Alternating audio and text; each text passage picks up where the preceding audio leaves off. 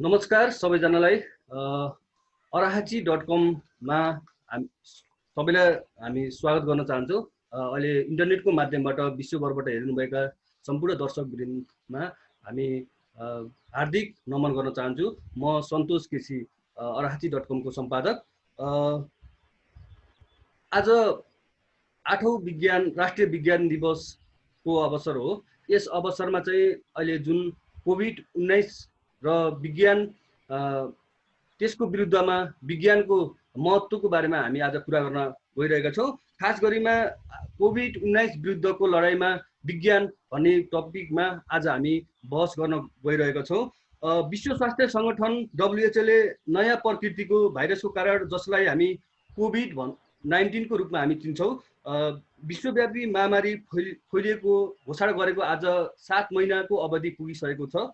7 महिनाको अवधिमा पनि अहिलेसम्म 3 करोड मानिसहरू चाहिँ करिब 3 करोड मानिसहरू सङ्क्रमित भएको र करिब 9.5 लाख मानिसहरूको चाहिँ मृत्यु भइसकेको यस अवस्थामा चाहिँ हामी चाहिँ अहिले जुन विज्ञानले चाहिँ के गरिरहेको छ, अब विज्ञानको चाहिँ इम्पोर्टेन्स के हो, यसको महत्त्व चाहिँ के हो, यसले कसरी हिजोको इतिहासदेखि जुन चाहिँ विज्ञानलाई च्यालेन्ज गर्दै आइरहेका यस्ता महामारीहरू छन्, यी महामारीहरूलाई चाहिँ विज्ञानले कसरी निदान गर्दै, कसरी रोकथाम र नियन्त्रण गर्दै अगाडि बढ्दै आगामी हाम्रा युवा, हाम्रा आम पुस्ताहरूलाई, अब नव पुस्ताहरूलाई चाहिँ फेरि जुन चाहिँ हाम्रो एउटा विकासको बाटोमा, एउटा नयाँ आयामको बाटोमा लैजान सक्छ भन्ने कुराहरू विज्ञानले कसरी प्रभाव पार्छ, कसरी हामीसँग रहिरहेको हुन्छ भन्ने विषयमा हामी आज कुरा गर्न गइरहेका छौँ। विशेष गरी 8औं राष्ट्रिय विज्ञान दिवसको अवसरमा जुन चाहिँ हाम्रो नेपालमा चाहिँ त्यति विज्ञानको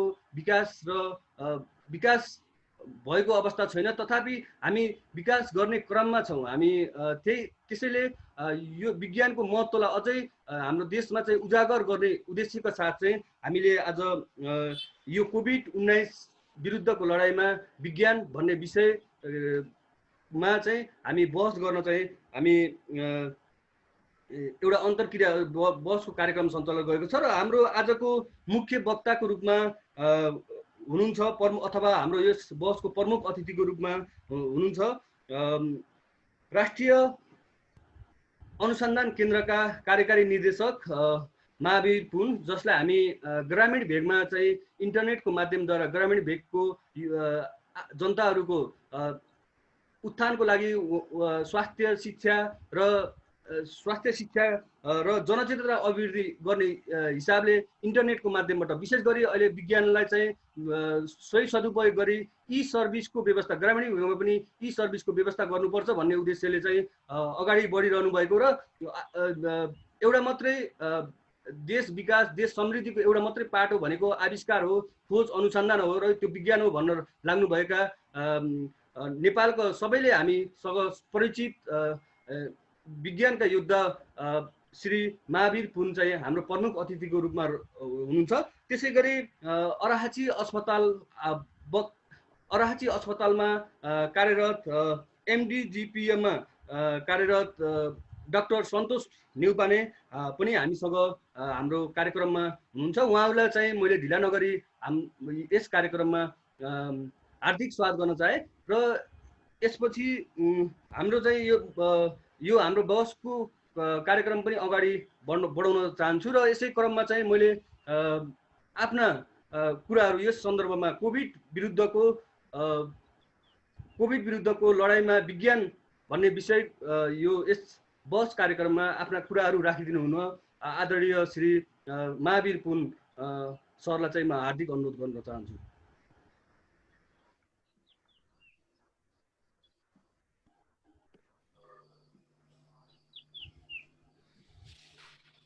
ल सबैलाई चाहिँ नमस्कार छ।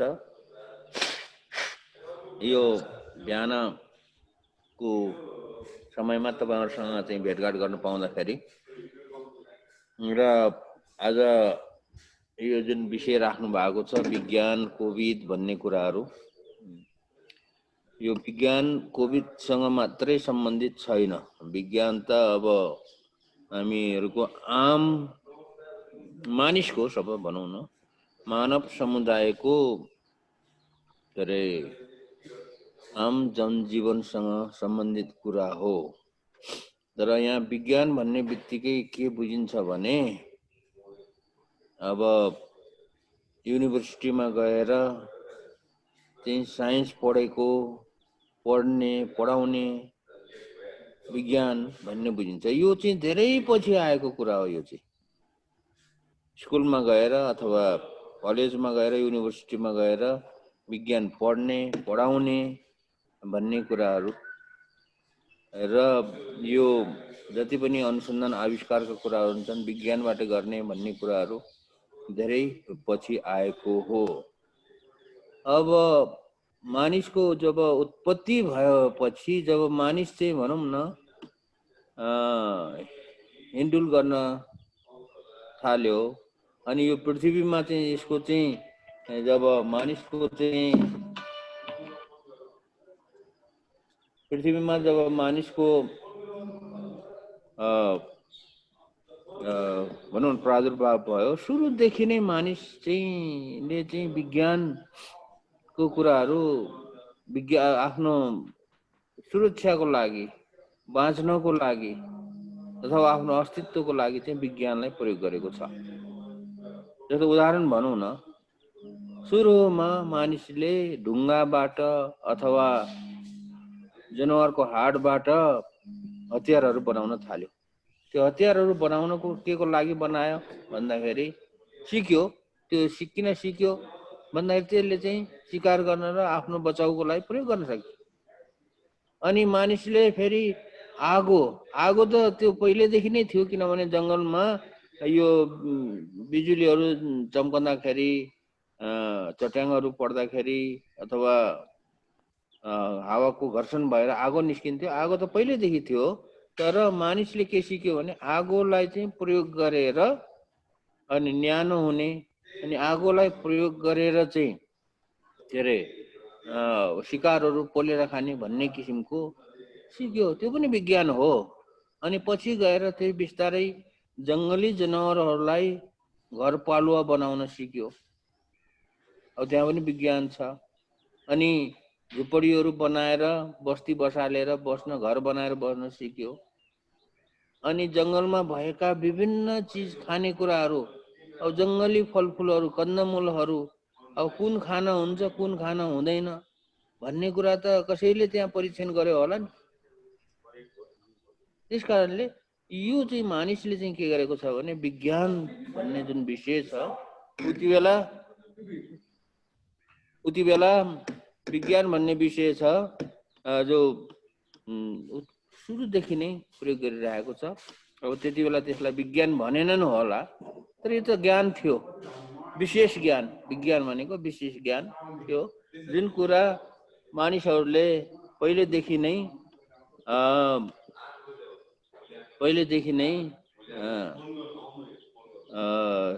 के अरे गरेको हो। अनि जति पनि अहिले हामीले प्रयोग गरिरहेछ अहिलेको जमानामा, यो पनि सबै चिजहरू कसै न कसैले भनौँ न यसको विकास गर्यो, यो अनि विज्ञानको विकास गर्यो।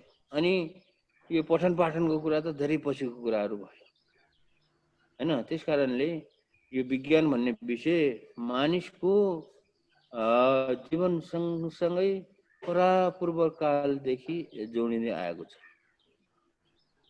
अब यो जुन छ अहिलेको कोभिडको कुरा छ नि, कोभिडको कुरामा पनि त यहाँ विज्ञान छ। यो कोभिड भनेको त एउटा रोग हो।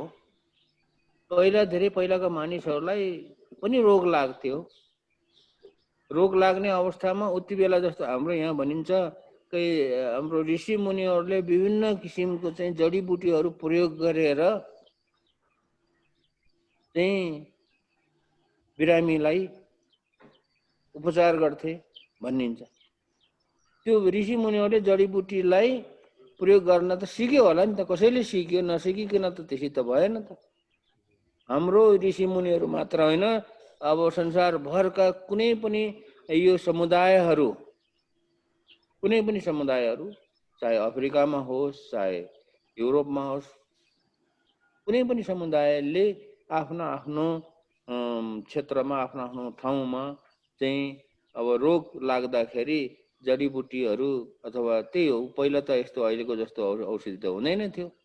सबैले चाहिँ यो जङ्गलबाट मा पाइने विभिन्न किसिमको जडीबुटीहरू प्रयोग गरेर अनि रोगलाई निको पार्ने भन्ने, त्यो पनि कसैले चाहिँ सबै ठाउँमा चाहिँ अनुसन्धान भएको छ, त्यो पनि विज्ञान हो।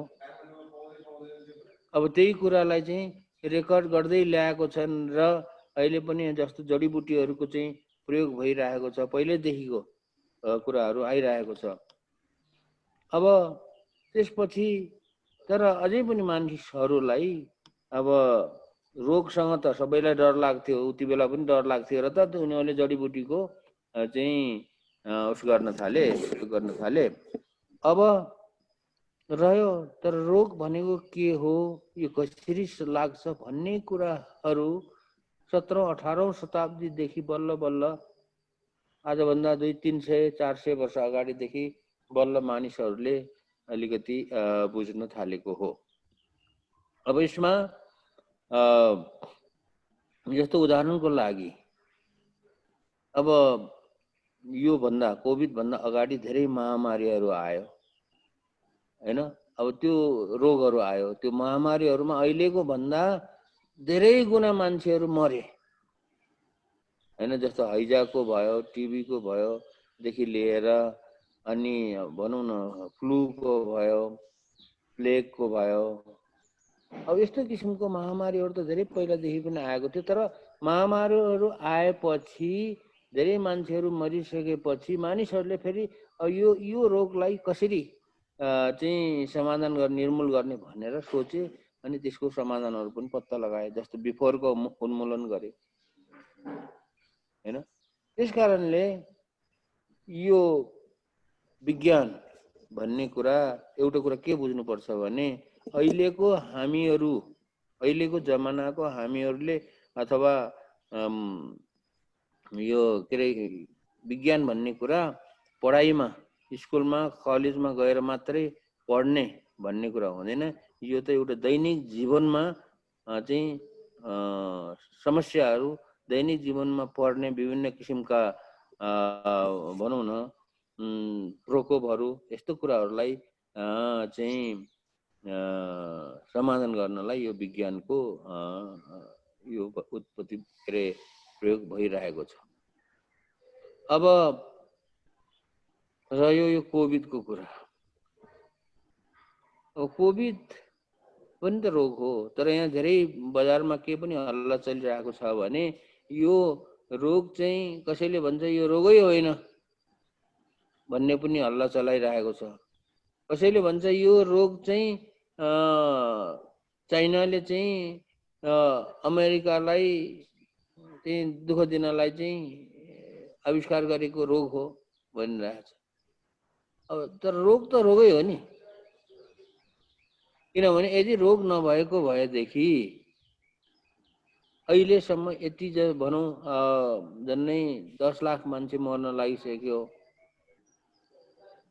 रोग नभएको भए त मान्छे मर्ने थिएन होला।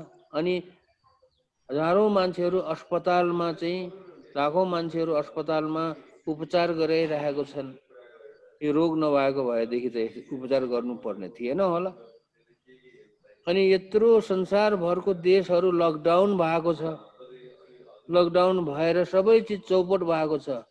पढाइ चौपट भएको छ, व्यापार चौपट भएको छ मान्छेहरूको, अनि अब सबै चिज, कृषि चौपट भएको छ। यदि रोग नभएको भए यसो त गर्नुपर्ने थिएन होला।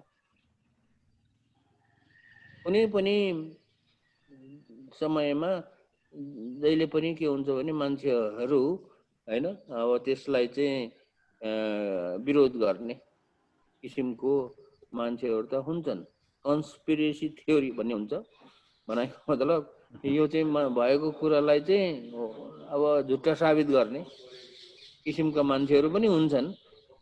प्रयास गर्ने, साबित त हुँदैन तर प्रयास चाहिँ गर्ने मान्छेहरू हुन्छन्। तर हामीले के बुझ्नु पर्यो भने यो कोभिड भनेको रोग हो। यो कुरा त डाक्टर साहबहरूलाई थाहा छ हैन। अब यो रोग एउटा कुरा के छ भने रोग भनेपछि सबैलाई डर लाग्छ। रोग भनेपछि सबैलाई डर लाग्छ र अब सबैले चाहिँ यसको योदेखि बच्न चाहन्छन्। अहिले भएको त्यही हो। लकडाउन भनेको के हो भने सबैलाई रोगदेखि डर लाग्यो। अनि सरकारले पनि अब यस्तो किसिमको महामारी भएपछि धेरै खर्च गर्नुपर्ने हुन्छ। अनि खर्च बरु अलिक कम गर्नु पर्यो, रोग नफैलियोस् भनेर चाहिँ लकडाउन सुरु गरिदियो। त्यस कारणले अब यो जुन छ यो लकडाउन त्यो चाहिँ अहिले हामीले चाहिँ जो अहिले 7 महिना भयो, 7 महिनासम्म यो लकडाउनमा चाहिँ हामी चाहिँ अलिकति उस भइरहेको छौँ। यो अलिकति एकदमै डराइरहेको छौँ हामी चाहिँ बसिरहेको। तर हामी मात्र बसिरहेको छैन, अरू सबै मान्छेहरू पनि अब अरू देशका मान्छेहरू पनि डराइरहेको छ। डराउनु पर्छ। तर अहिले के भइरहेको छ भने हामी चाहिँ चाहिने भन्दा बढी मात्रामा डराइरहेका छौँ। चाहिने भन्दा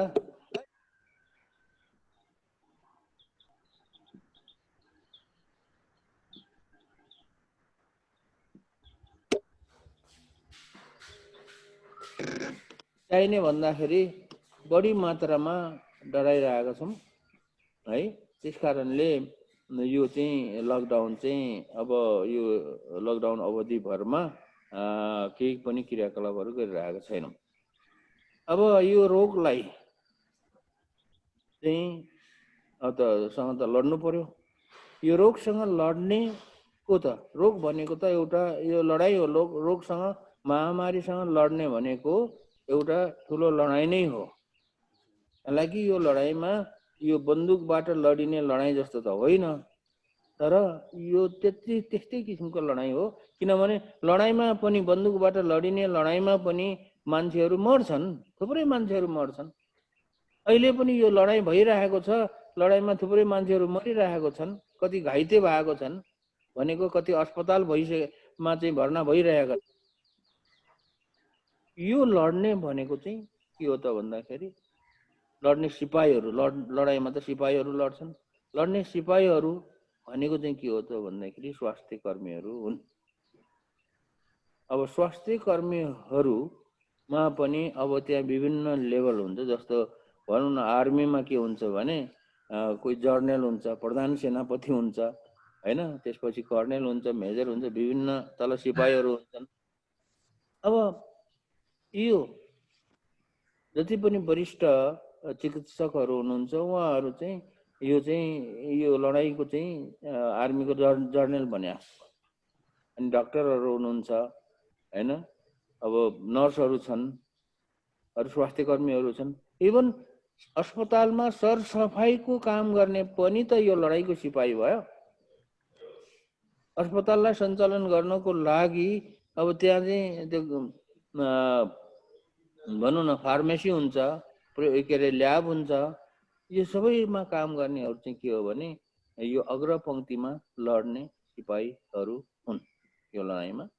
र यो लडाइँमा चाहिँ यो सिपाहीहरूलाई अथवा यो लड्ने जुन स्वास्थ्य कर्मीहरूलाई चाहिँ हामीले एउटा व्यक्तिको तर्फबाट, एउटा राष्ट्रको तर्फबाट गर्नुपर्ने कुरा के हो भने, समुदायको तर्फबाट गर्नुपर्ने कुरा के हो भने एउटा सहयोग हो, पछाडि बसेर सहयोग। जसरी कि लडाइँमा चाहिँ के हुन्छ भने लड्ने सिपाहीहरू अगाडितिर लड्दै जान्छन्, तर ती सिपाहीहरूलाई, ती लडाकाहरूलाई चाहिँ अब चाहियो खानेकुराहरू, दाना पानी पुर्याउनु पर्यो, खाने कुराहरू पुर्याउनु पर्यो, हतियारहरू पुर्याउनु पर्यो, अनि गोली गट्ठा पुर्याउनु पर्यो, अनि औषधि पुर्याउनु पर्यो, अनि बिरामी के अरे घाइते हुन्छन्, घाइतेहरूलाई चाहिँ फेरि ल्याएर उपचार गर्नु पर्यो। पछाडिको जो सपोर्ट टिम छ, हाम्रो रोल चाहिँ के हुन्छ त भन्दाखेरि म जस्तो मान्छेहरूको, तपाईँहरू जस्तो जनसाधारण जो चाहिँ स्वास्थ्य कर्मी छैन, उनीहरूको रोल चाहिँ के हुन्छ भने पछाडि बसेर सपोर्ट गर्ने, अगाडि लड्नेहरूलाई चाहिँ हामीले पछाडिबाट सपोर्ट गर्ने हो र सकेसम्म सपोर्ट गर्ने हो। त्यही सिलसिलामा हामीले राष्ट्रिय आविष्कार केन्द्रले पनि अब यो कोरोनासँग लड्ने स्वास्थ्य कर्मीहरूको लागि जे जस्तो गर्न सकिन्छ गरौँ भनेर चाहिँ हामीले लकडाउन सुरु भएपछि अब यो के अरे विभिन्न किसिमको कामहरू गरेर रोकथामको लागि, कोरोनाको रोकथामको लागि स्वास्थ्य कर्मीहरूलाई सुरक्षित राख्न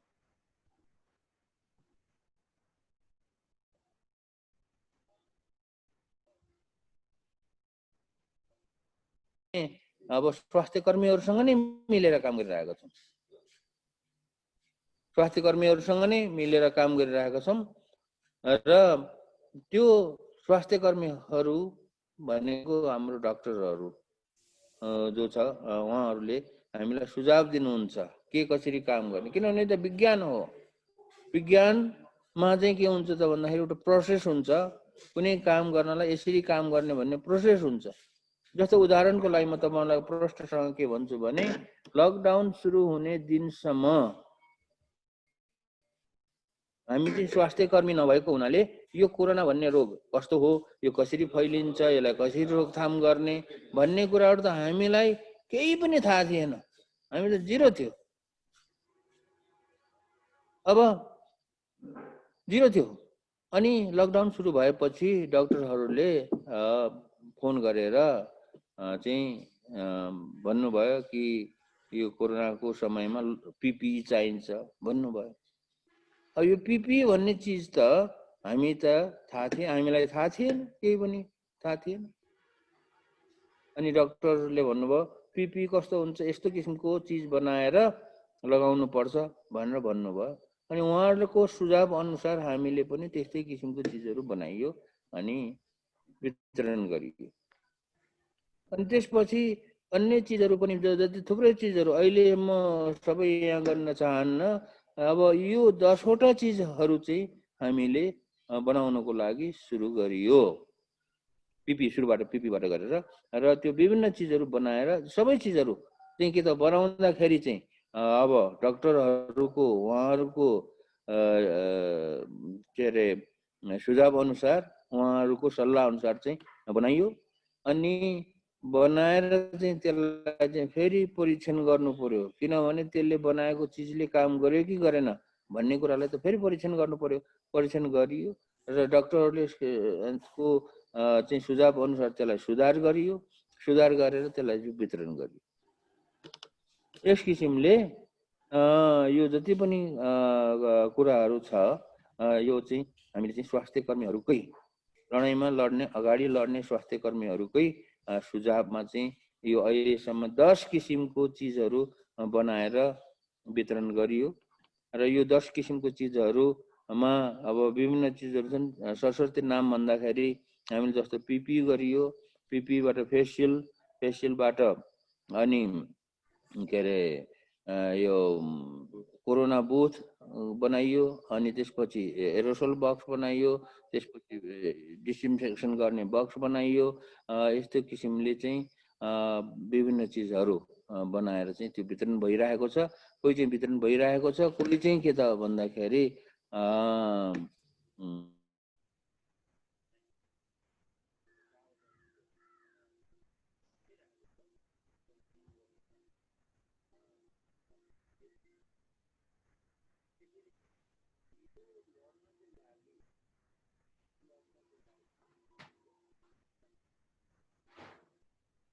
हैन।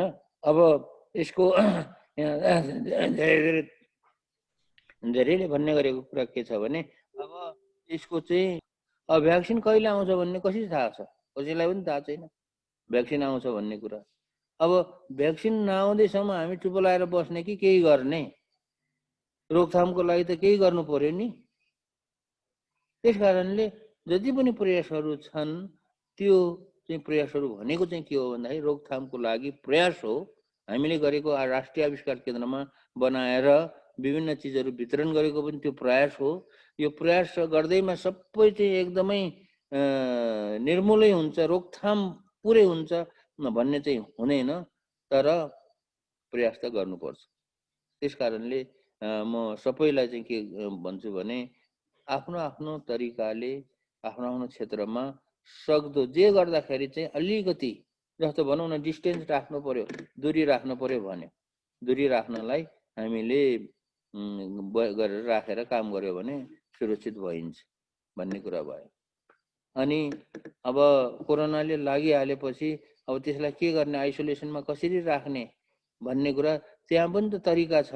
आइसोलेसनमा यसरी बस्ने, लागिसकेपछि अब अलि बिरामीलाई चाहिँ त्यो कोरोनाको भाइरसले चाहिँ चाप्दै लग्यो भने कसरी गर्ने, त्यहाँ पनि त विज्ञान छ। यो सबै चिजहरू चाहिँ के हो त भन्दाखेरि हामी चाहिँ आफू मैले भन्ने गरेको कुरा के छ भने हामी चाहिँ यो कोरोना भनेको कोभिड भनेको चाहिँ रोग हो, रोगको चाहिँ हामी विशेषज्ञ होइनौँ, हामीलाई केही पनि थाहा हुँदैन। तर डाक्टरहरूले जे जस्तो किसिमको सुझाव दिन्छन् त्यो सुझाव अनुसार चाहिँ हामीले पालन गरेर अगाडि बढ्नुपर्छ। हामी बिचमा जान्ने हुने होइन। यहाँ धेरै मान्छेहरू बिचमा चाहिँ जान्ने भएर अनि के न के अब केही डाक्टरको नाममा चाहिँ केही पढेको छैन, जानेको छैन, मैले पनि जानेको छैन, केही पनि जानेको छैन, अनि बिचमा जान्ने भएर विभिन्न किसिमका चाहिँ अनर्गल प्रचार गर्ने अनि चाहिँ आफू चाहिँ जान्ने पल्टिने जान्ने देखिने गर्ने कामहरू भइरहेको छ। त्यसो चाहिँ नगरौँ साथी हो। जान्ने धेरै जान्ने भएर केही फाइदा छैन र आफ्नो क्षेत्रबाट जे जस्तो सकिन्छ स्वास्थ्य कर्मीहरूलाई बचाउनको लागि, कोभिडको यो बिरामी भइसकेकाहरूलाई पनि बचाउनको लागि अब आफू सक्दो काम गरौँ भन्ने चाहिँ मेरो सबैलाई अनुरोध छ। धन्यवाद।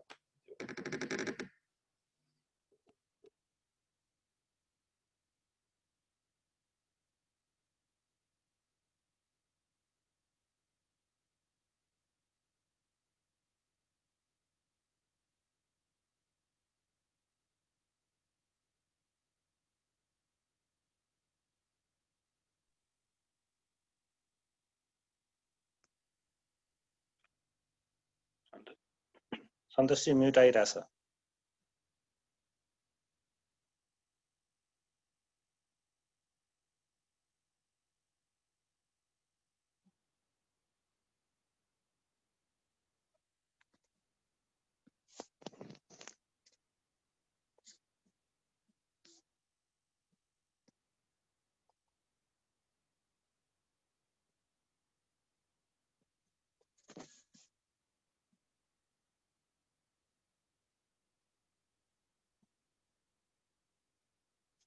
आवाज आएन। धन्यवाद आदरणीय सर महावीर पुन सरलाई। हामीसँग अलिकता समय रोइदिनु होला। अहिले हामीसँग अर्हाची अस्पतालको डाक्टर साहब हुनुहुन्छ, डाक्टर सन्तोष नेउपाने, उहाँसँग पनि हामी प्रतिक्रिया हामी कुराकानी गर्नेछौँ उहाँको बारेमा। अहिले जुन चाहिँ अग्र मोर्चामा चाहिँ हाम्रो स्वास्थ्य कर्मीहरू खटिनु भएको छ। हिजोको दिनमा चाहिँ अघि महावीर सरले भने जस्तै वैद्यहरू ऋषिमुनिहरूले चाहिँ गरेको काम चाहिँ अहिले आएर चाहिँ हामी स्वास्थ्य कर्मी डाक्टरहरूको अहिले रूपमा छौँ र अहिलेको यो कोभिड-19 को लडाइँको मुख्य योद्धा भनेको नै डाक्टर साहबहरू हो अथवा डाक्टर स्वास्थ्य कर्मीहरू हो। यस विषयमा चाहिँ के छ अब सरको कुराहरू, यस विषयमा चाहिँ धारणा राखिदिनु हुन चाहिँ मैले हाम्रो सरलाई चाहिँ अनुरोध गरेँ।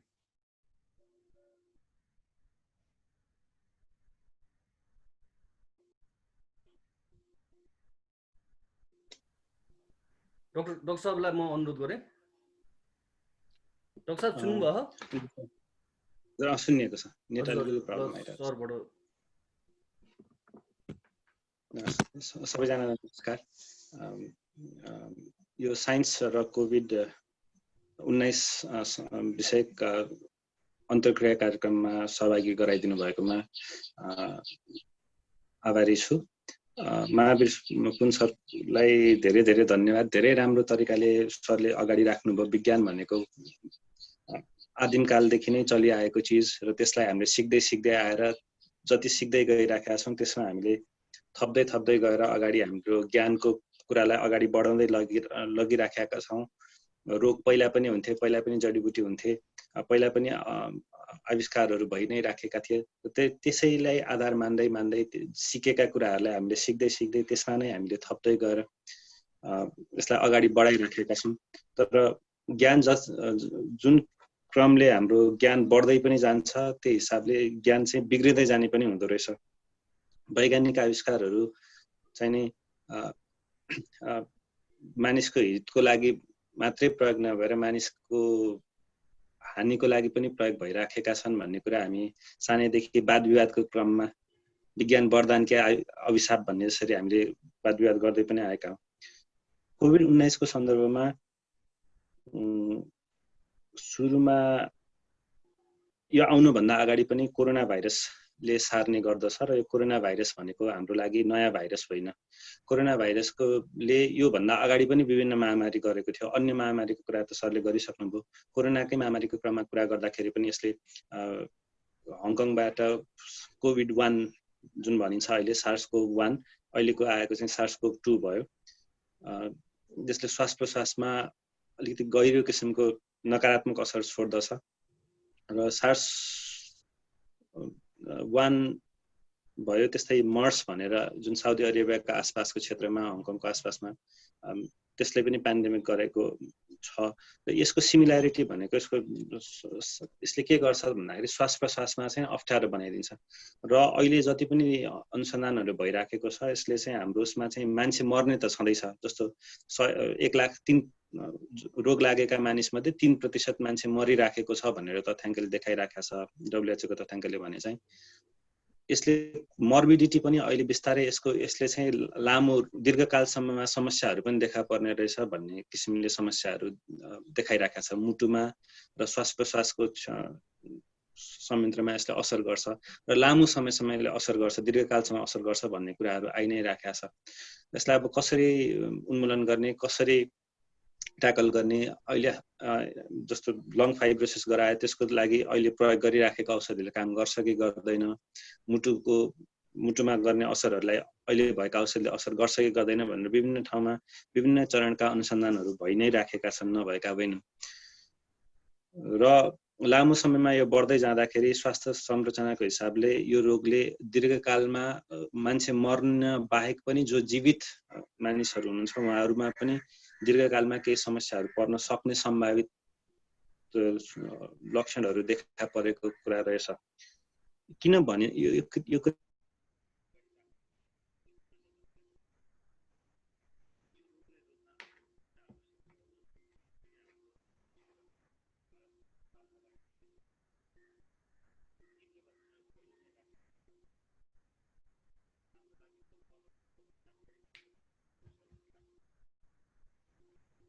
विभिन्न देशहरूले जुन किसिमले प्रतिक्रिया दिए सुरुमा र त्यो प्रतिक्रियाको असरहरू हेर्दाखेरि चाइना, दक्षिण कोरिया, जापान लगायतको देशहरूमा र युरोप, अमेरिका र एसियाका लगायतको मुलुकहरूले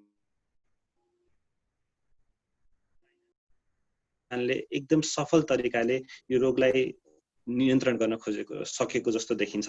भने युरोप, अमेरिकाका देशहरूमा सुरुवाती चरणहरूमा राम्रोसँग रोग नियन्त्रण गर्न नसकेको, धेरै मानिस मरेको, धेरै मानिस संक्रमित भएको र केही पछिल्ला चरणहरूमा सुधारोन्मुख देखिएको छ।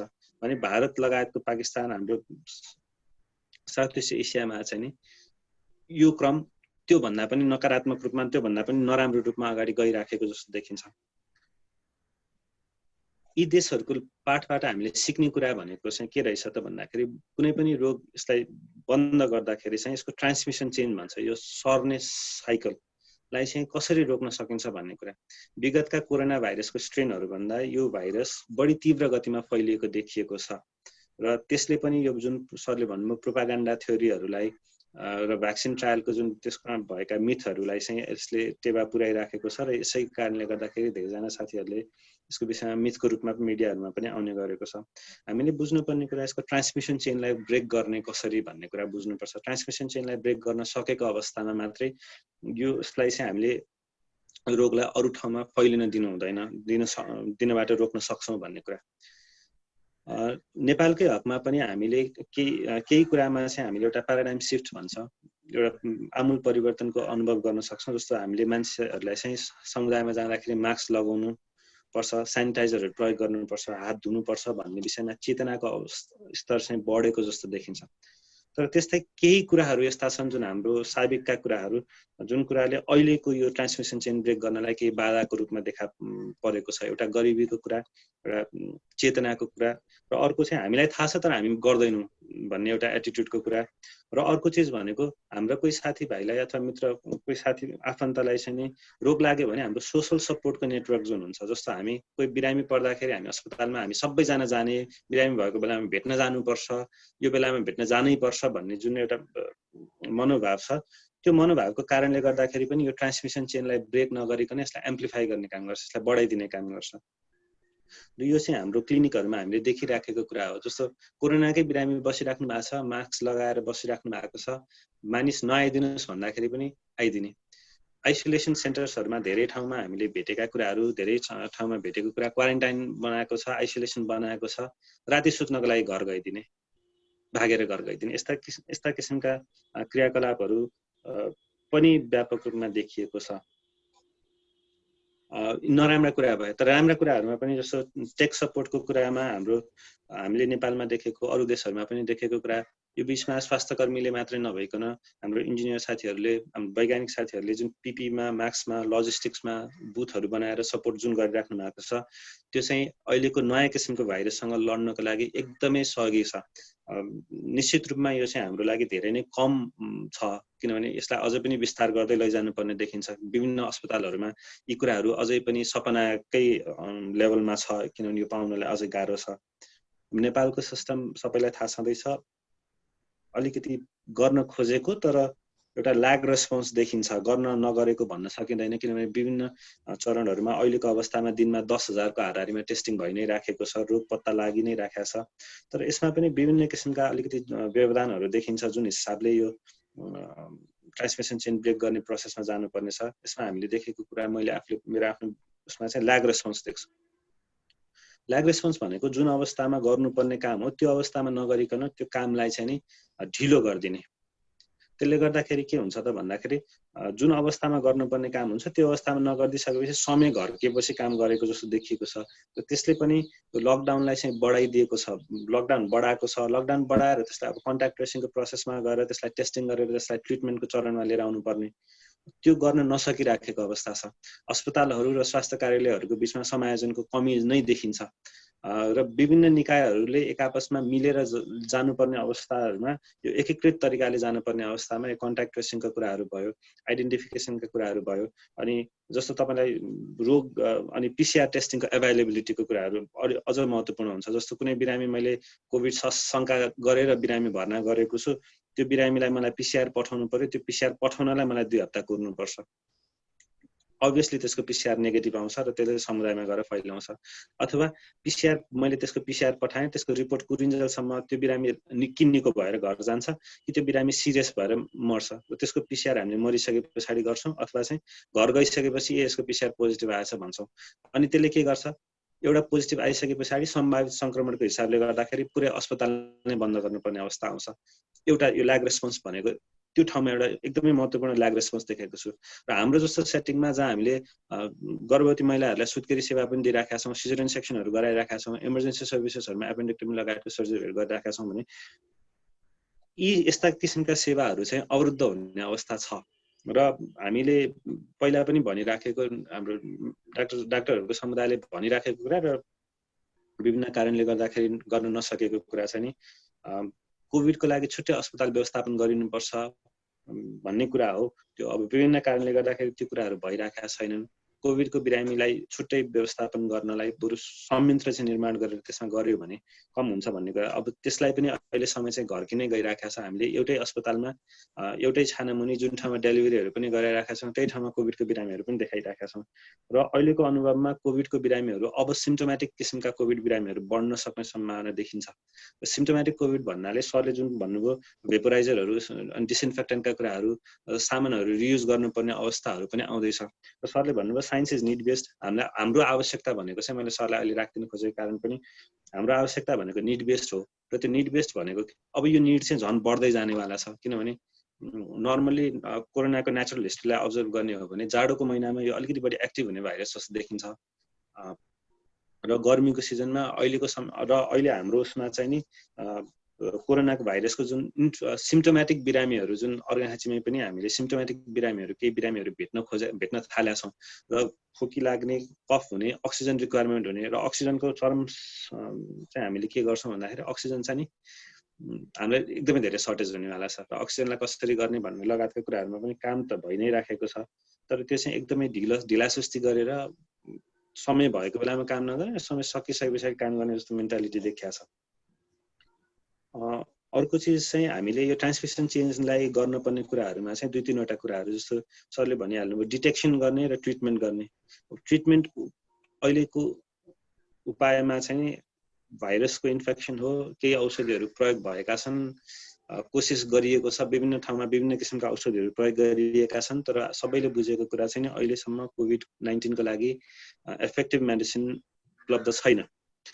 यसलाई पत्ता लगाएर त्यसलाई छुट्टै राखेर छुट्टै किसिमले सिम्पटोमेटिक व्यवस्थापन गर्ने, सास फेर्न गाह्रो भइराखेको छ अक्सिजन लगाइदिने, गाह्रो भयो भेन्टिलेटरमा राखेर गर्ने, र त्यो भेन्टिलेटरमा राख्दाखेरि यो EGB भन्छ, एरोसोल जेनेरेटिङ प्रोसिजर्सहरू, त्यो एरोसोल जेनेरेटिङ प्रोसिजरहरूको कुरामा चाहिँ त्यो गर्दाखेरि चाहिँ संक्रमण हुन सक्छ। सर्जरी गर्दाखेरि, एनेस्थेसिया दिँदाखेरि, पाइप इन्टुबेट त्यो सास फेर्नको लागि पाइप राख्दाखेरि चाहिँ नि त्यसको ड्रपलेटबाट सर्न सक्ने भएको कारणले गर्दाखेरि हुन्छ। अब एउटा बिरामीलाई हामीले त्यस्तो गर्यौँ, फेरि अपरेसन गर्यौँ मानौँ, त्यस्तो बिरामीलाई अपरेसन गर्यौँ, अपरेसन गरिसके पछाडि अपरेसन कोठा अनसेफ हुन सक्छ। सडन अब त्यहाँबाट हावाको निकास कसरी गरिदिने, त्यो कोठाहरूलाई सफा कसरी राख्ने, त्यो अर्को च्यालेन्ज हुनसक्छ। यो भित्र हस्पिटलभित्र फैलिनको लागि भिजिटर रेस्ट्रिक्सन गर्ने कुराहरू हामीले गर्न सक्ने कुराहरू, जस्तो नेबुलाइजेसन गर्दाखेरि अलिकति ओपन स्पेसमा लिएर आएर नेबुलाइजेसन गराइदिने कुराहरू, यस्ता कुराहरू हामीले गरि नै राखेका छौँ। हात धुने कुराहरू, मास्क लगाउनुपर्छ, सेनिटाइजर लगाउनुपर्छ, हात धुनुपर्छ भन्ने कुरामा लगभग अझै पनि केही कुराहरू बाँकी नै छन्, र सोशल डिस्टेन्सिङका कुराहरू, यी कुराहरू केही हदसम्म गएको छ, तर अझै पनि यी कुराहरूमा सुधार गर्नुपर्ने ठाउँहरू प्रशस्त मात्रामा देखिन्छ। र हाम्रो एटिट्युड र डिसिप्लिनको कुरा, हाम्रो आफू अनुशासित भएर काम गर्न सकियो भने हामीले यसलाई अझै पनि धेरै हदसम्म घटाउन सक्छौँ जस्तो लाग्छ। आवश्यकता नभएसम्म बाहिर ननिस्किने लगायतका कुराहरू गर्न सकिन्छ जस्तो लाग्छ। र विज्ञानको कुरा गर्दाखेरि निड बेस्ड नै हुन्छ। हामीलाई जस्तो अहिले जुन किसिमले आवश्यकता परिरहेको छ त्यो आवश्यकता अनुसार नै, जस्तो हामीले फेस सिल्ड लगायौँ, अब फेस सिल्ड लगाउँदै जाँदाखेरि नर्मली हेर्दाखेरि फेस सिल्ड लगाइराखेका छौँ, इन्टुबेट गर्नु पर्यो, EGB लगाउँदाखेरि पछाडिपट्टि हाम्रो नेगेटिभ सक्सन च्याम्बरहरू बनाएर गर्न सकिन्छ कि, विभिन्न किसिमका कुराहरू रहने हुन्छ। र यसमा चाहिँ यति भन्दै हाम्रो उसमा चाहिँ धेरै कुराहरू कम हुँदै पनि हामीले गरि नै राखेका छौँ, भइ नै राखेको छ, र यसमा अझ धेरै कुराहरू गर्न सकिन्छ। र विज्ञानको विद्यार्थीको हिसाबले सरहरू जस्तो एक्सपर्ट मानिसहरूसँग मिलेर काम गर्नलाई त्यो राम्रो अपर्च्युनिटी हुन्छ। यसलाई अझ अपस्केल गर्नुपर्ने जस्तो देखिन्छ। हाम्रो जस्तो गरिब देशमा कस्ट फ्रेन्डली टेक्नोलोजीलाई पनि इम्प्रोभाइज गर्नुपर्ने हुन्छ, किनभने पैसाको कुरा, फेरि अस्पतालहरूमा पैसाको अभाव छ, जनताहरूलाई औषधि महँगो औषधिहरू प्रयोग गर्न नसक्ने अवस्थाहरू छ, त्यसमा पनि अलिकति विचार गर्नुपर्ने कुराहरू जस्तो देखिन्छ। जस्तो भेन्टिलेटरमा जाँदाखेरिको कस्टको कुराहरू, मेडिसिनको कुराहरू जुन बाहिरबाट आउँछ त्यसमा कस्ट घटाउन नसकिने होला। भेन्टिलेटरकै टेक्नोलोजी होला, इन्डियामा विभिन्न किसिमका भेन्टिलेटर्सहरू बनाएको छ, एकदम कस्ट इफेक्टिभ भेन्टिलेटर्सहरू बनाएको हामीले सुन्न पाउँछौँ। जस्तो 40,000 50,000मा भेन्टिलेटरको तयार गरेको छ भन्ने हामीले न्युजमा सुन्न पाउँछौँ। त्यस्तै अरू कुराहरूमा चाहिँ भेन्टिलेटरलाई अपस्केल गर्न सकिने होला। अनि इयर कोठाभित्रको त्यो भाइरसहरूलाई क्लियर गर्ने सिस्टमहरू बनाउने कुराहरू हुन सक्ला हाम्रो ठाउँमा। त्यस्ता कुराहरू छन्। अब अहिले यो धन्यवाद डाक्टर सन्तोष न्युपाने अहिले आफ्नो विचार राखिदिनु भएकोमा। मैले दुवैजना सरहरूलाई चाहिँ अब यो कोभिड-19ले चाहिँ अहिले चुनौती हाम्रो सामु छँदैछ। हिजोको दिनमा पनि प्रत्येक शताब्दीमा प्रत्येक 100 वर्षको अन्तरालमा विश्व महामारीको कुराहरू आइसकेको छ हैन। प्रत्येक चुनौतीले चाहिँ हामीलाई विज्ञान मार्फत चाहिँ एउटा अवसर सिर्जना गरेको छ। अब यो एउटा चुनौतीको सामना गर्दा यो एउटा लडाइँसँग लड्दै गर्दाखेरि भोलिको दिनमा चाहिँ फेरि अवसरहरू पनि सिर्जना हुने हुन्छ नि हैन। के छ अब त्यसमा चाहिँ कसरी अवसर सिर्जना हुन सक्छ हैन। अब हाम्रो अब जुन चाहिँ अब हाम्रो जस्तो नेपाल जुन चाहिँ अहिले हामीले आधारभूत कुराहरू मात्रै गरिरहेका छौँ, जस्तो कि कोभिडको विरुद्धको लडाइँको लागि चाहिँ मात्र हाम्रो आधारभूत कुराहरूमा मात्रै ध्यान दिएका छौँ। हामीले जुन चाहिँ जुन खोप भ्याक्सिनका कुराहरू पनि अब विश्व संसारमा चलिरहेको छ। अब त्यसलाई चाहिँ त्यो विषयमा पनि अलिकति प्रोमोपन गरेर कुराकानी अगाडि बढाउन पाए एकछिन हामी आम जनताहरूसित चाहिँ अलि क्लियर हुन्थ्यो भन्ने कुरा हो। सर व्यस्त हुनुहुन्छ, म कुरा राखेँ। कोभिडको विषयमा चाहिँ यो अपर्च्युनिटी निश्चित रूपमा पनि एउटा अपर्च्युनिटी हो जस्तो लाग्छ। दक्षिण कोरियामा 2002मा जुन कोभिड-1 को एपिडेमिक भयो, त्यसबाट उनीहरूले जुन पाठ सिके र त्यसलाई अहिले दोस्रो चरणमा अहिले अवलम्बन गराए। दक्षिण कोरियाली डाक्टर साहबहरूको साथीहरूको सँग उहाँहरूसँग एक दुईजना कुरा गर्दाखेरि उनीहरूको की रेस्पोन्स भनेकै 2002मा जुन सार्स कोरोना भाइरसको एपिडेमिक भएको थियो त्यसबाट उनीहरूले सिकेको जुन पाठ हुन्छ त्यो पाठलाई लागू गर्दाखेरि चाहिँ नि उनीहरूले यो पालि जुन जसले चाहिँ विश्वलाई लगभग ध्वस्तै बनाएको अवस्था छ, चौपट बनाएको अवस्था छ, त्यसबाट चाहिँ दक्षिण कोरियालीहरू मुक्त हुन सकेको भन्ने कुरा उहाँहरूको बुझाइ छ। अब यो कोभिड-2ले हामीलाई पाठ सिकाउन सक्यो र यसबाट हामीले राम्ररी पाठ सिकेर त्यो पाठलाई अरू कुराहरूमा अवलम्बन गर्न सक्यौँ, यसलाई चाहिँ इन्फेक्सियस डिजिजको प्रिभेन्सनको रूपमा हामीले लान सक्यौँ भने यो जस्ता अरू महामारीहरू फैलिँदाखेरि हामी इन्फेक्सियस डिजिजको लागि हामी तयारी अवस्थामा बस्न सक्ने अवस्था रहन्छ। अब भ्याक्सिनको कुरा, भ्याक्सिनेसन भनेको भ्याक्सिन डेभलपमेन्टको प्रोसेस भनेको गाह्रो प्रोसेस हो, त्यति सजिलैसँग हुँदैन। विभिन्न चरणबाट साइड इफेक्टहरू टेस्टिङ गर्दै विभिन्न चरणहरू पार गरेर आउनुपर्ने हुन्छ र यति छिटो आइराखेको छ भनेको अर्थ चाहिँ यसमा केही मेहनत पक्कै धेरैजनाको धेरै नै मेहनत भएको छ। तर यसको साइड इफेक्टहरूलाई पनि हामीले विचार गर्नुपर्छ, यसबाट साइड इफेक्ट हुन सक्छ भन्ने कुरा। महावीर सरसँग जाउँ न। महावीर सर सरले अघि मैले भनेको कुराहरू सुन्न पाउनुभयो कि नै? के कुरा थियो भन्नुहोस् त? जुन चाहिँ अहिले हाम्रो यो अहिले जुन कोभिड छ यस्तो चाहिँ हाम्रो धेरै यो महामारीको कुराहरू चाहिँ हाम्रो इतिहासमा नै अब नेपालकै सन्दर्भमा पनि धेरै कुराहरू छ। नेपालकै सन्दर्भमा लिच्छवी कालदेखि नै महामारीका कुराहरू छन्। तिनीहरूसँग चाहिँ एउटा चुनौतीसँग एउटा नयाँ रूपान्तरणको रूपमा परिवर्तन हुँदै आइरहेको छ, रूपान्तरण हुँदै आइरहेको छ। त्यो महामारी पछिको चुनौती पछिको अवसरहरू चाहिँ ले चाहिँ एउटा रूपान्तरण गरेको छ। सामाजिक, आर्थिक, राजनैतिक रूपान्तरहरू अथवा वैज्ञानिक रूपान्तरहरू गरिरहेको छ। अबको सन्दर्भमा चाहिँ अब हामीले पनि हाम्रो जस्तो देश जुन चाहिँ एउटा आर्थिक रूपमा, राजनीतिक रूपमा सबै कुराले चाहिँ अलिकति पछाडि परेको छ। हाम्रो जस्तो देशहरूको लागि चाहिँ यो कोभिड-19 को चुनौती पछि के अवसरहरू हुन सक्छन् त? विज्ञानको क्षेत्रमा अथवा अरू सम्पूर्ण राजनीतिक क्षेत्रमा, आर्थिक क्षेत्रमा हैन कसरी रूपान्तरण गर्न सकिएला, कसरी त्यसलाई चाहिँ अपर्च्युनिटीमा बदल्यो भने पार हामीले चाहिँ भोलिका दिनमा अब आउने पुस्ताहरूको लागि चाहिँ एउटा नेपाल एउटा समृद्धशाली देशको रूपमा अथवा फेरि त्यस्ता खाले महामारीहरूसित लड्नको लागि चाहिँ हाम्रो सक्षम बनाउन सकिन्छ देशलाई चाहिँ। अहिले चाहिँ हामी साँच्चीकै भन्दाखेरि त सक्षम छैनौँ नि त। हामी न भ्याक्सिनहरू बनाउन सकेका छौँ, हामी मात्रै आधारभूत कुराहरू गरेर मात्रै हामीले रोकथाम गरेका छौँ, अथवा हाम्रो वातावरणीय अनुकूलताको कारणले गर्दाखेरि हामी रोगबाट चाहिँ बचिरहेका छौँ भन्नु पर्छ। यस विषयमा चाहिँ अलिकति सरले चाहिँ कुरालाई चाहिँ अलिकति निकालिदिनु भयो भने एउटा आम जनताले बुझ्नलाई सजिलो हुन्थ्यो। ल म यो प्रश्नको उत्तर दिएर म चाहिँ फेरि म आउट हुन्छु, किनभने मलाई यहाँ फेरि अर्को मिटिङ छ। अब यो जो महामारीबाट मान्छेले के सिक्ने भन्ने कुरो, महामारीबाट अन्य महामारी अब आउने भविष्यका महामारीहरू बाट भनौँ महामारीहरूमा के गर्ने भन्ने कुरा, यो त एउटा शिक्षा लिने कुरा हो र मान्छेले पहिलेदेखि नै शिक्षा लिइरहेको छ। अब यो जुन शिक्षाहरू छ, यदि हामीले शिक्षा पहिलाबाट गरेको शिक्षा लियौँ भने र त्यो चाहिँ फाइदा भयो, शिक्षा लिएनौँ भने फाइदा भएन। जस्तो भनौँ न, कुनै गल्ती गरियो र कुनै गल्ती गरेर गल्तीबाट सिकिएन भने त्यो चाहिँ मूर्खता हुन्छ। र यो महामारीसँग अर्को कुरा के हो भने, महामारी भन्ने बित्तिकै यो एउटा ठाउँमा होइन, यो संसारभरि फैलिन्छ र ठुलो क्षेत्रमा फैलिन्छ। र यो महामारीसँग लड्नको लागि चाहिँ हामी एउटा सहकार्य गर्ने भन्ने कुराहरू पनि सिक्नुपर्छ।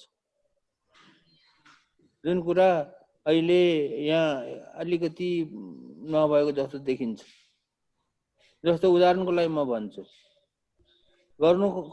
यो महामारीसँग लड्नको लागि सरकारले कामहरू गरिरहेको छ, विभिन्न कामहरू योजना अगाडि बढाइरहेको छ। त्यसको साथै अब अन्य व्यक्तिहरू पनि अगाडि बढिरहेका छन्। जस्तो उदाहरणको लागि खाना खुवाइरहेको छ, मान्छेलाई चाहिँ टोल टोलमा खाना बाँडिरहेको छ।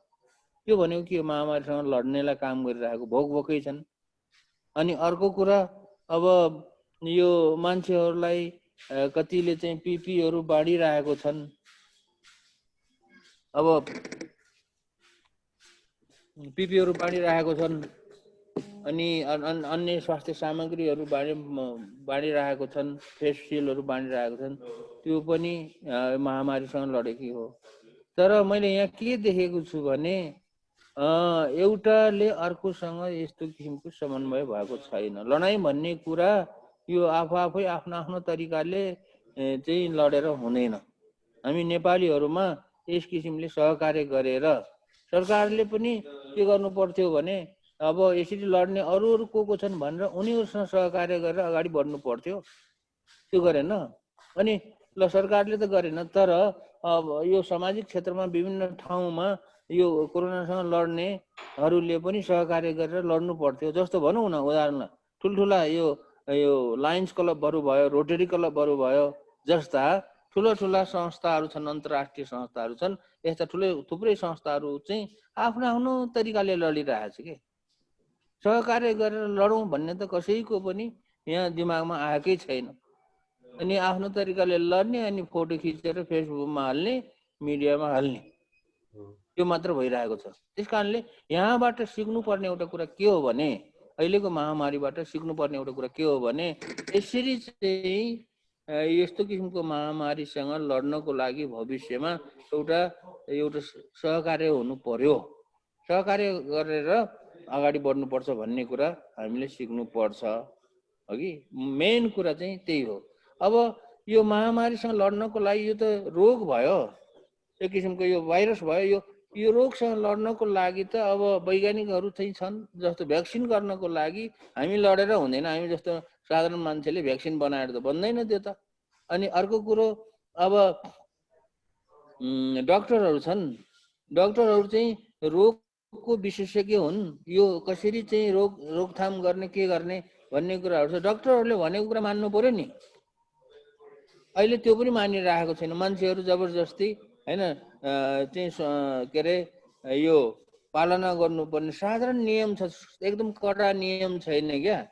यो कोरोनासँग लड्नको लागि अब के गर्नुपर्छ, यसलाई रोकथाम गर्नको लागि भनेर यो चाहिँ धेरै भिडभाड नगर, अनि दूरी कायम गर, फेस सिल लगाऊ, हात धो हैन भन्ने कुराहरू जो छ यो साधारण नियमहरू हो।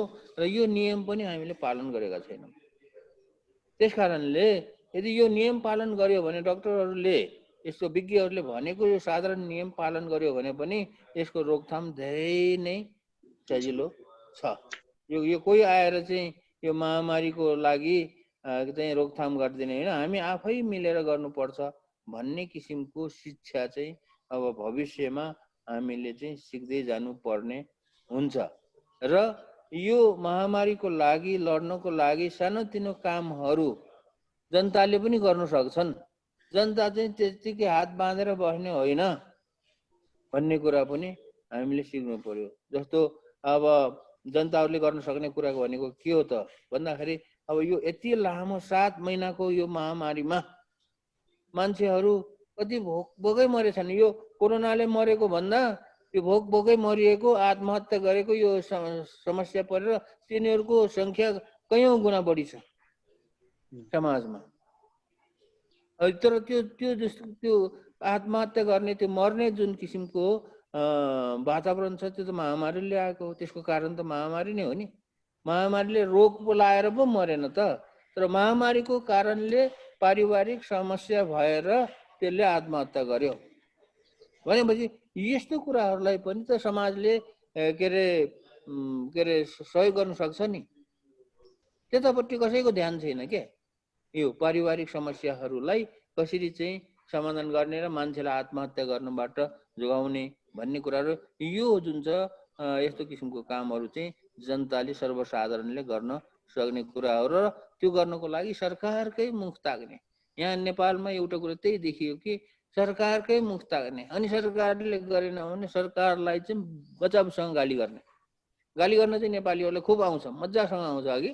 त्यस कारणले आफ्नो पनि कर्तव्य के छ, आफूले गर्न सकिने के छ, त्यो कुराहरू गर्नुपर्छ भन्ने किसिमको लेसन अब सिक्नुपर्छ। यही हो, यति भन्दै मैले आफ्नो कुरा राखेँ हैन। यहाँ जतिपल्ट बोले पनि कुरा त्यही हो, त्यस कारणले म बिताउन पनि चाहन्छु। धन्यवाद।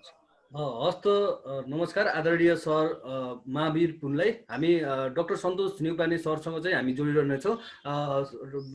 आदरणीय सर महावीर पुन सरलाई चाहिँ हामी फेरि पनि हाम्रो arahachi.com को तर्फबाट धेरै धेरै धन्यवाद आफ्नो अमूल्य समय चाहिँ हामीलाई दिनुभएकोमा। र आम arahachiवासीदेखि लिएर विश्वमा रहनुभएका सम्पूर्ण आम नेपाली दाजुभाइ दिदीबहिनीलाई चाहिँ अबको विज्ञानको महत्त्व पनि को बारेमा पनि प्रष्ट पार्दै होइन, हाम्रो चाहिँ अबको बढ्ने रणनीतिको बारेमा हामीसँग कुरा गरेर एकदमै समय दिनुभएकोमा फेरि पनि हामी हार्दिक आभार प्रकट गर्न चाहन्छु। र म सन्तोष केसीको तर्फबाट पनि म धेरै धेरै धन्यवाद दिन चाहन्छु। र सरको चाहिँ अलिकति यो अर्को मिटिङमा जानु पर्ने भएको हुनाले सरले चाहिँ अलिकति समय छोटो भयो। अलिकति हामी चाहिँ अब जनरल कुराहरूमा होम साइन्सको कुराहरू पनि रहन्छ। डाक्टर सन्तोष सरसँग कुरा गर्न चाहेँ मैले। होम साइन्सको कुराहरू अहिले चाहिँ मुख्य भनेको गृह विज्ञान एउटा सबभन्दा इम्पोर्टेन्ट कुरा हो। सरले भर्खर जोड्नुभयो, मानसिक स्वास्थ्यको कुराहरू पनि जोड्नुभयो, जुन चाहिँ हामीसँग सँगै आउँछ, जुन कोभिडको कारणले गर्दाखेरि चाहिँ मानसिक स्वास्थ्यको कुराहरू पनि अहिले चाहिँ त्यो पनि एउटा समस्याको रूपमा, एउटा बाइ प्रोडक्टको रूपमा आइरहेको छ। अब त्यसलाई चाहिँ तिनीहरूलाई चाहिँ अब हामी सँगै समाधान गर्दै कसरी लान सकिन्छ, एउटा गृह विज्ञानको तर्फबाट, मेडिकल साइन्सको तर्फबाट र गृह विज्ञान जुन चाहिँ हामीले अपनाउनु पर्ने, आम जनताले अपनाउनु पर्ने गृह विज्ञान र जुन चाहिँ मेडिकल साइन्सले भनेको कुराहरू सँगै लिएर चाहिँ कसरी जान सकिन्छ। अब सरले चाहिँ डाक्टर साहबले अलिकति गरेपछि हामीले फोरम क्लोज गरौँला एकछिनपछि।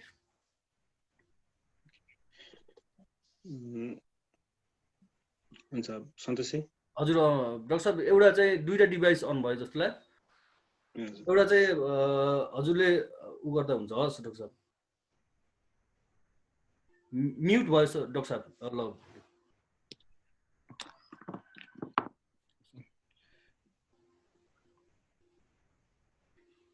सन्तोषजी सुनिराख्नु भएको छ? हजुर हजुर हजुर डाक्टर साहब। त्यही त यसमा चाहिँ कस्तो कुरा, फेरि एकचोटि प्रश्न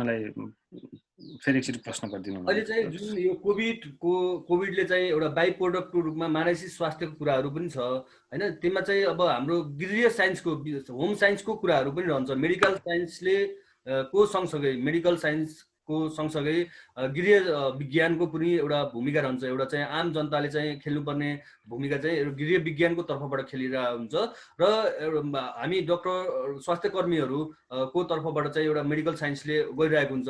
अब चाहिँ यसमा चाहिँ सँगै आउने एउटा बाइ प्रोडक्टको रूपमा मानसिक स्वास्थ्यको कुराहरू, जस्तै अघि हाम्रो महावीर सरले भनिसक्नुभयो, एउटा चाहिँ आत्महत्याका कुराहरू पनि बढ्दै गइरहेका छन् होइन, पारिवारिक स्वास्थ्यको कुराहरू पनि बिग्रिँदै गइरहेको छ होइन, सबै कुराहरू चाहिँ अलिकति तसनस हुँदै गइरहेको छ।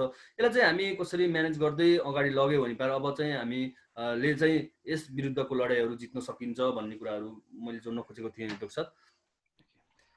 सन्तोषजी यस्तो छ, अहिले आत्महत्या बढ्दै गएको छ, नभएको होइन। arahachi जिल्लामा पनि केही हदसम्म आत्महत्याका घटनाहरू भइराखेकै छन् र यो नेपालमा धेरै ठाउँमा देखिएको छ। सुन्नु भएको छैन? होइन, साउन्ड चाहिँ सुनियो, अलिकति बढाएर बोल्दाखेरि। ए ओके। आत्महत्याका घटनाहरू बढ्दै गएको चाहिँ छ, नबढेको होइन। र आत्महत्या सँगसँगै मानसिक तनावका कुराहरू, डिप्रेसनका कुराहरू र विभिन्न कारणले गर्दाखेरि मानसिक समस्या लिएर इमर्जेन्सीमा आउने र ओपिडीमा आउने साथीहरूको सङ्ख्या बढेको नै भेटाइन्छ। महावीर सरले सही तरिकाले नै बताउनु भयो। र यसका विभिन्न कारणहरू छन् सन्तोषजी। मानसिक रोग आफैमा वंशाणुगत भनेर भनिए तापनि केही हदसम्म धेरै हदसम्म यसलाई हाम्रो व्यवहारिक पक्ष, हाम्रो वातावरण, हाम्रो घरको परिवेश, हाम्रो आर्थिक अवस्था, हाम्रो रहनसहन, हाम्रो एक आपससँगको नाताको सम्बन्ध, हाम्रो सम्बन्धको अवस्था कस्तो छ भन्ने कुराले यसलाई फरक पार्दछ। कोभिड आएसँगै धेरैजना मानिसहरूले आफ्नो जागिर गुमाउनु परेको छ, आफ्नो आय स्रोत गुमाउनु परेको छ, एक्लै घर बसिराख्नु पर्ने अवस्था लगायतका विभिन्न किसिमका समस्याहरूले गर्दाखेरि चाहिँ बच्चा कसरी पाल्ने, बच्चा कसरी पढाउने, अब अगाडि के गर्ने, मेरो भविष्य के हुन्छ लगायतका विभिन्न किसिमका सोचहरूमा पनि बढी गएको जस्तो केही भेट्टाउँछौँ। यसमा चाहिँ हामीले ख्याल गर्नुपर्ने कुरा, सामान्य मानिस पनि बाहिर हिँडडुल गरिराख्ने मान्छे, लामो समयदेखि कोठामै थुनिराख्नु पर्दाखेरि मानसिक दबावका कुराहरू पनि धेरै हदसम्म आउँछ। के गरौँ, कसो गरौँ, अब के गरौँ, हिँडिराख्ने मान्छे, त्यो एउटा रिस्ट्रेन्टले गर्दाखेरि पनि समस्या हुन सक्छ। विभिन्न किसिमका समस्याहरू हुन सक्छन्। अब यसमा कसरी गर्ने भन्दाखेरि हामीले मेन्टल हेल्थलाई प्रमोट गर्ने हिसाबले मानसिक स्वास्थ्यलाई राम्रो अवस्थामा राख्नको लागि चाहिँ हाम्रो हेल्दी लिभिङ फलो गर्नुपर्छ। जस्तो खानपानका कुराहरू भयो, हेल्दी डायटका कुराहरू, फेरि घुमिफिरिकन अब यो आर्थिक उसमा गएर जोडिनलाई, तर स्वस्थ खाना खानु पर्यो, समयमा खाना खानु पर्यो, एउटा रुटिन फलो गर्नु भन्छौँ हामी। सो रुटिन फलो गरिराख्दाखेरि के हुन्छ भन्दाखेरि एउटा रुटिनमा फलो गरिराख्दाखेरि मानिसलाई विभिन्न किसिमका यो अनर्गल किसिमका सोचहरूबाट मानिस बस्न सक्छ। जस्तो बिहान सबेरै म 6 बजे उठ्छु, उठिसकेपछि नुहाउँछु, पूजापाठ गर्छु, एकछिन कसरत गर्छु, बसेर पढ्छु, 10 बजे अफिस जान्छु, अथवा अफिस जाने बेलामा अफिसको काम गर्छु, ल्यापटपमा केही काम गर्छु, केही नगरे पनि लेख्छु अथवा केही गर्छु, कोठामै बसिराख्दाखेरि पनि म केही काम गर्छु, अथवा यति समयमा व्यायाम गर्छु, त्यसपछि खाजा खान्छु, अनि सुत्छु अथवा केही गर्छु। एउटा सेड्युलमा काम गर्ने बानी बनायो भने अफिसमा नबस्दाखेरि, घरमा बस्दाखेरि पनि एउटा अलि अफिस जस्तो वातावरण, अलिकति बाहिर निस्केको जस्तो वातावरण हामीले भित्रै बनाउन सक्यौँ भने हामी घरभित्रै गुम्सिराखेको एउटा मानसिक अवस्थाबाट बाहिर निस्कन सक्छौँ है। अनि हाम्रोले गुडविल गर्छ, शरीरमा दैनिक केही व्यायाम गर्नुपर्छ, घर बाहिर निस्किनै नहुने होइन। सरले भन्नुभयो कोभिडको कारणले हामी समय आवश्यकता भन्दा अलिकति बढी आत्तिएको, बढी डराएको जस्तो पनि लाग्दछ। हामी त्यो होइन, हामीले सामाजिक दूरी कायम गर्न सक्छौँ, हामी बाहिर निस्कन सक्छौँ, भिडभाड गर्नु भएन, तर आफूले बाहिर हावामा बसेर व्यायाम गर्न सक्छौँ, किनभने कोभिड हावाबाट सर्दैन। यो कोभिड एकअर्काको थुकबाट, रियालबाट, थुक्का छिटाहरूबाट सर्ने कारण हो, र त्यसका थुक्का छिटाहरू टाँसिने सर्फेसबाट सर्ने हो। त्यस कारणले अनावश्यक जहाँ पाए त्यही नछुने, नचलाउने भन्ने जुन हाम्रो बाबाजेले भनेका कुराहरूलाई पनि ख्याल गर्नुपर्ने कुराहरू जस्तो देखिन्छ। जहाँ पाए त्यही नगइदिने, जे पाए त्यही नछोइदिने, जे पाए त्यही नखाइदिने, राम्रोसँग हात नधोइकन, नपखालिकन नखाने भन्ने लगायतका सामान्य कुराहरू छन् जुन चाहिँ मेन्टल हेल्थको लागि। होइन, परम्परागतमा रहेका कुराहरू पनि छन् डाक्टर साहब, होइन? परम्परागत रूप, हजुर तिनी कुराहरू पनि अहिले चाहिँ यससँग कनेक्टेड हुन सक्छ। हाम्रो जुन चाहिँ नेपाली समाजमा जुन पहिलाका कुराहरू थिए, होइन, सामान्य तरिकाले एउटा सरसफाइ सम्बन्धी कुराहरू चाहिँ यसरी हुन्छ नि, सामान्य तरिकाले लिपेर बस्ने, लिपेर खाने, होइन, गोबरले, जुन चाहिँ गाईको गोबरले चाहिँ लिप्नुपर्छ भन्ने एउटा बिहान उठेपछि मान्यता, सरसफाइका मान्यताहरू चाहिँ अलिकति आधुनिकीकरण भइरह भन्न खोज्नु भयो कस्तरी? होइन, जुन कुरा राम्रा छन् ती कुराहरूलाई हामीले लिनुपर्छ र नराम्रा कुराहरूलाई छोड्दै जानुपर्छ।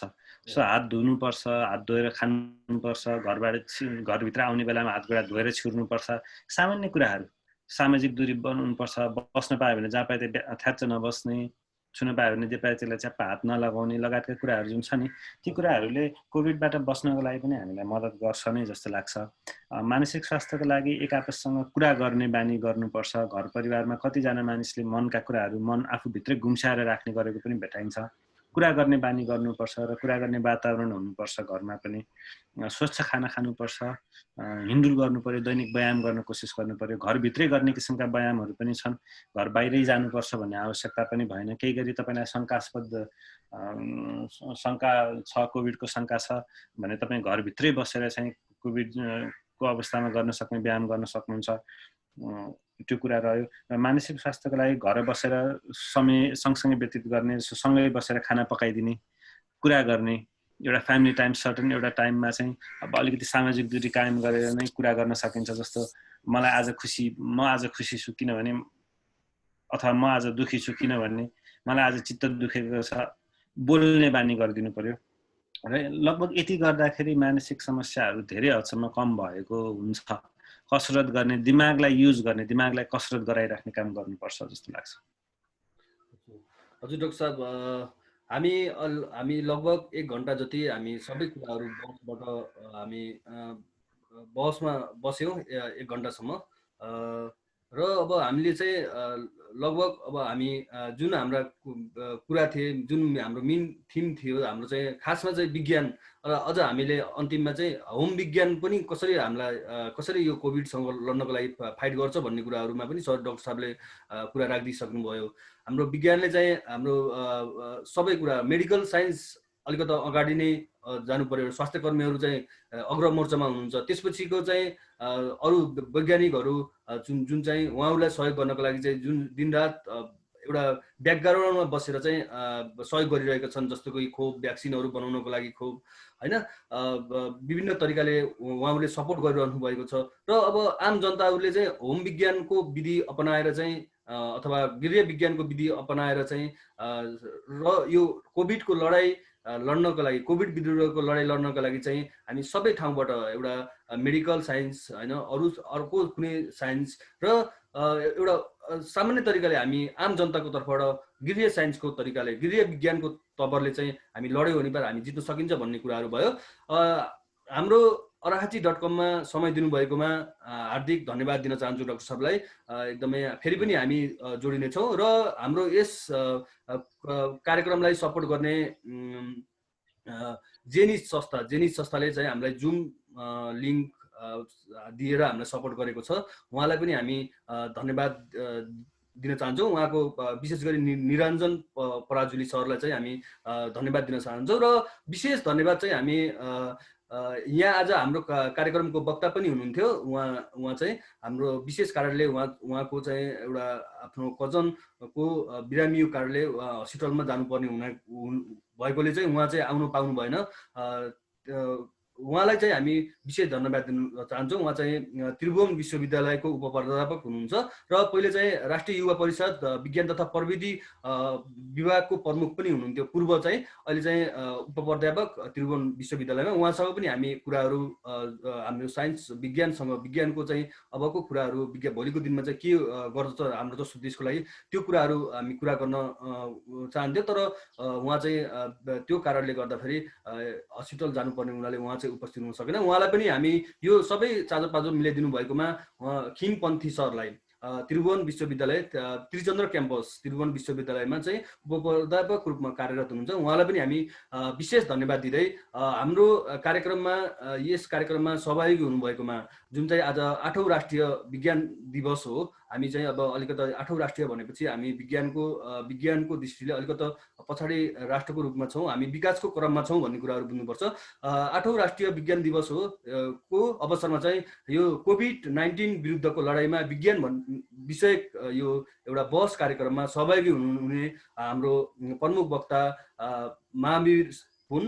उहाँ चाहिँ कार्यकारी निर्देशक हुनुहुन्छ राष्ट्रिय अनुसन्धान केन्द्रको। हामी सबैले हामी सब नेपालीहरूको मुटु हुनुहुन्छ, एउटा विज्ञानको मुटु हुनुहुन्छ उहाँहरू। र जिल्ला अस्पताल अर्घाखाँची अस्पतालमा कार्यरत डाक्टर सन्तोष न्यौपानेलाई पनि उहाँ चाहिँ अहिले अर्घाखाँची अस्पतालमा चाहिँ कार्यरत हुनुहुन्छ। उहाँलाई पनि धन्यवाद दिन चाहन्छौँ। र म कार्यक्रम प्रस्तुता सन्तोष केसी र पनि बिदा हुन चाहन्छु। हस्त नमस्कार।